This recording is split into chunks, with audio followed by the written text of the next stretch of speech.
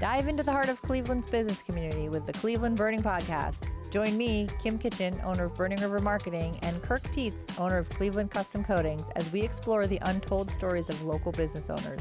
In this engaging series, we focus on the setbacks, accidents, and unexpected turns that pave the way for ultimate success. So just like the Cuyahoga River ignited change in the city, our podcast showcases how adversity can spark innovation and growth.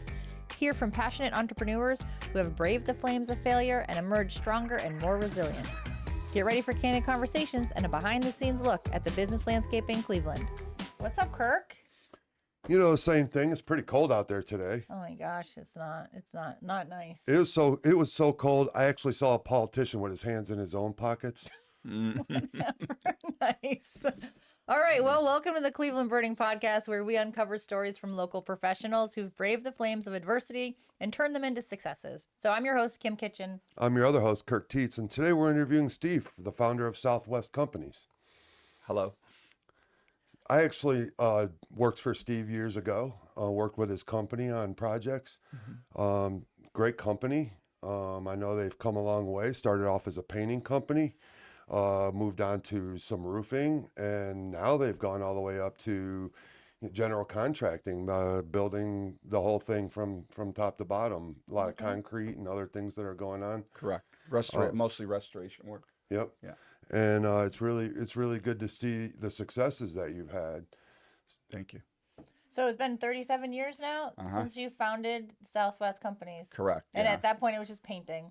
Yes, we were just a painting company, commercial and residential. So just like Cleveland Custom Coatings. Same All thing. right, very And similar. then we broke into the commercial roofing, and we also exercise full building restorations. We have bricklayers, cement finishers, full caulking crews. So, yeah, it's broad now, right? Restoration, that I'm going to need a mini education on that. We have a restoration company in our business networking group, but they do, like, let's say that there's water in a basement, and before it turns into mold, they'll take all that out, dry it up, and do that kind of stuff. They deal with asbestos, I think. So is that the same? Like, is restoration the same across the board? No, we do mostly exterior restoration, building leaks, water intrusion through driven rain, things of that nature. Okay, and it's commercial for you guys All only? commercial. We do not really touch That's too much a different residential. beast when you deal with residential. It's lots of people, lots of opinions, very subjective. So I like dealing with businesses myself. So that's awesome. I love hearing stories about your business. Now we kind of focus this whole podcast on failures, which always feels weird because we have somebody like yourself come in, super successful for 37 years, built up this huge business, and then we're like, hey, Steve, tell us about like something that went horribly wrong. But we feel like we don't really talk enough about the fact that on the back of every success, there was probably a series of failures, right? So Correct. Could you tell our listeners a little bit about maybe some of those things that you've experienced and how they might have helped to grow your business to what it is now? I guess starting with the staff in the field is choosing the right tradesman for the right job, first of all. And as Kurt would know, once you find that person, you do all you can to retain them and keep them. Yeah. Amen. And the problems are that sometimes they're not happy, or it may be money driven, it may not be, but we try to keep them all as a family. We have quite a few employees out, but the stumbling blocks have been probably mostly employees and finding the right customers that constantly will use your company and they're faithful to you too. Right. Yeah.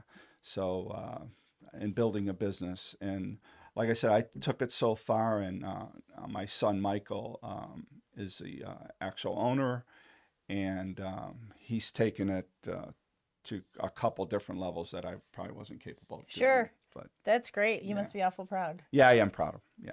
Yeah. Very good. So, how did you ever even get into this? I mean, is it just like you were painting in high school and just kept going and you started your own business, or? Actually, my background is a body shop.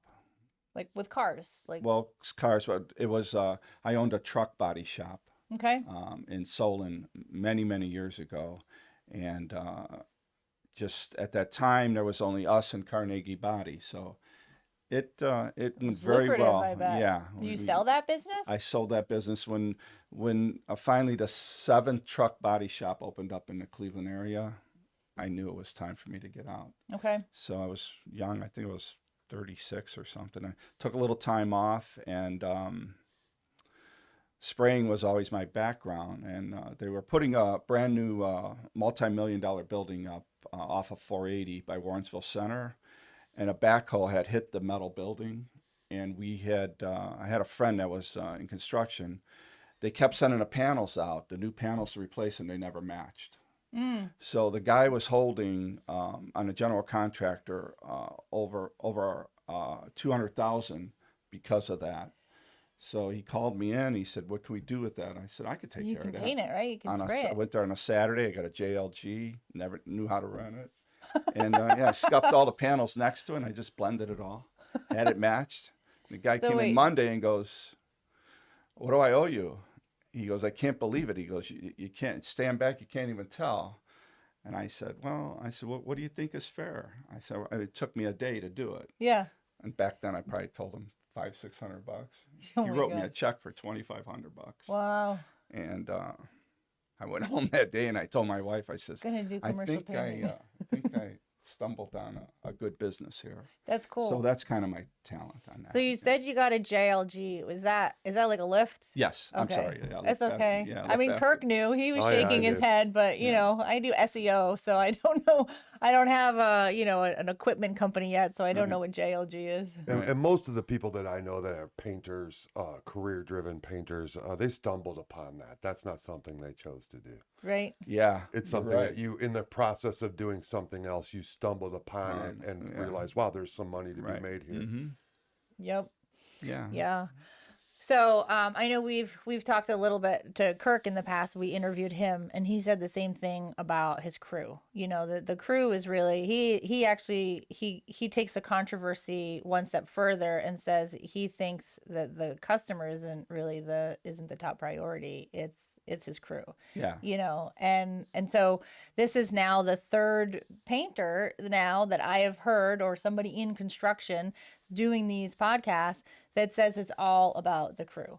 You know, so have you ever had bad hires? I mean, when you put so much emphasis into your crew, is that part of the mistakes that wind up catapulting your successes, that you know what not to look for, or how does that? Yeah, I guess it's yes, and because that's a learning experience, and Yes. you pick that up, and you make the mistakes, and you kind of skin your knees, you pick yourself up, dust yourself off, and just keep pushing forward. Okay. Yeah, No, in a former life now, it feels like I was in the mortgage industry, and in the mortgage industry, one of the big concerns was that we would train somebody and then they would learn how to do this and they'd be great at it, and then they would go open up their own mortgage shop. Does that happen in painting and construction with you all guys? the time. All the time. Mm-hmm. But I have a saying for that too. Okay, what is it? So out in the real world, you may be a great painter or a cement finisher or bricklayer or whatever, but that doesn't necessarily make you a good businessman. Yeah. And without the two, something's going to fail. Without knowledge of both. Would you Yeah. agree? I 100% agree, and I experienced the same thing. So when I started this company, I kept telling everybody I knew everything about painting, but nothing really about business. Mm-hmm. So I think for myself, the last few years has been the hardship of learning payroll and tax codes and just things that have to happen that I didn't understand. You'll never learn that with a paintbrush in your hand. No. And the percentages you have to follow if you're going to keep the lights on next week and next year. 100%. So yeah, you can't take a job and just lose money or take it skinny. Let the competition have it. Okay. Yeah. My old boss used to say that some of the best jobs he ever got were the ones he didn't get Correct. for those reasons. Yeah. Huh. So we did have somebody that has a commercial painting business, and he says he goes around, and one of the ways that he gets business, he does the whole bidding thing and all that stuff as well. But he finds dumpsters that are outside of buildings. He calls it, like, I don't know if he wasn't just kidding, was he? I mean, he was being No, serious. He dumpster says chasing. he goes dumpster chasing, and so I looked at Kirk and I was like, Kirk, why are you not dumpster chasing? Because this guy, you made it sound like if there's construction going on, he puts on a hard hat, he goes to see who's in charge, and then he finds out if there's, a need. Did you do that? Because Kirk doesn't do that. Wouldn't you say he should be doing that? Did you guys ever I do did that? that, yeah. You did that? So every rainy day, I would walk back in the day by myself, I would walk a whole industrial park Okay. with a brochure and a business card, and I would ask to speak. And, you get a lot of doors slammed in your face, or you just can't come in here, or I Right. would need to talk to the facility manager who gives out the work for this building. Okay. And yeah, I walked many of commercial building industrial parks So, during, like I said, rainy days, all winter long, no work. I would get out and make sure I hit 5, 10 buildings every day. okay. I can't say that I've never done it, but I don't do it normally. Yeah. I'm There's a new way now. This there's was a new years way. I ago. was What's just the new way? so Yeah. basically everything Everybody's comes on the through print. internet. But being a smaller company for me right now, going to a general contractor, if I were to hook up with Steve here and Steve said, "Hey, I'm going to start giving you work," I would concentrate wholly on making sure that the product was good, Mm-hmm. the experience for him was good, and that we made the deadline. Most of these commercial jobs have a deadline that have to be Okay. done by, right? So I'm going to care about three things. I'm going to care about, making sure that my numbers are in line with him, that my crew is professional, shows up, does a professional job, and that the deadlines are met. Now, if I do those three things and he's bringing in more and more work, he's going to want me back. So what I'm going to do is I'm going to build a crew that's going to specify that's familiar with Steve's company, Steve's work, the type of work that he gives. He's familiar with how they show up and what they perform. And once we get to a point where I've got that under control, I go look for one more customer. I don't generally go looking for jobs. I look for customers. Right. And that's so I think there's a little bit of a difference in that. All right. I'm just trying to make you feel bad because you're not working hard enough. You're working on podcasts. That doesn't instead of- make me feel bad at I all. know. If I never touch a paintbrush again, I won't be brokenhearted. Well, that's cool. Steve, we usually like to end by finding out if there's something that you want to promote or some aspect of the business maybe your son is building onto. So is there something new and exciting going on at Southwest? Yeah, we are expanding every month, hitting goals with the salesmen and the work staff. So with that said, we just keep climbing the ladder slowly. We don't want to miss a run or fall. Okay. So that's Are there any new aspects of the business that you're getting into? Is mostly no, same. it's our same niche that we have. I will say we don't really work for general contractors. Okay. It's not that we won't or haven't, but our niche is the end user is usually the building owner or the property manager of that commercial building. So Okay. we have a lot of those companies lined up, and when things break, they call us. We go out and fix them. So that sounds better than going through the bid process against Little bit. several Yeah, painters and yeah. working with a general contractor. Correct. Okay. Yeah. I know Michael took over maybe 10, 12 years ago. 10 years ago, yeah. I knew it was close to that. And I know he's done an amazing job at promoting your company and building on it. I'm curious, in the last 10 years, what kind of growth have you seen? Would you say it's a percentage, or how would you be able to value the growth? Well, prior to him taking over, we would pretty much average the same amount of sales with a little bit of growth each year. But since Michael has taken over, and it's been 10, 11 years now, he's almost tripled Al and I's best year. Wow. Wow. So I mean, That's fantastic. That's pretty impressive. I knew because I was around when that transition was happening, and you could see Michael had a different ambition to take Yeah. this, what you had brought him, and build it into something more. Thank you. Yeah. I'm very proud of him as Yeah. well. Proud of all my kids. I have 4. I got Okay. 3 sons and a daughter, but they're all doing quite well. So I'm proud of each one of them equally. That's fantastic. That's excellent.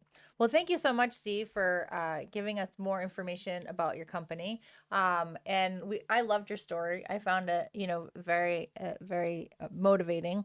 So I always like to remind our listeners that it was Thomas Edison actually who, people say that, he failed 10,000 times before he invented the light bulb, but he says he's not failed. He just found 10,000 ways that won't work. So Okay. yeah, big fan of that. So don't forget to tune in for more interviews with local professionals as we continue to explore the twists and turns that lead them to triumph in the world of business. And if you enjoyed today's episode, which we certainly hope you did, please subscribe and leave us reviews to help reach even more listeners. So until next time, remember that every train wreck can be a stepping stone to something extraordinary. And thanks for joining us on the Cleveland Burning Podcast. See you Bye. next time. Bye-bye.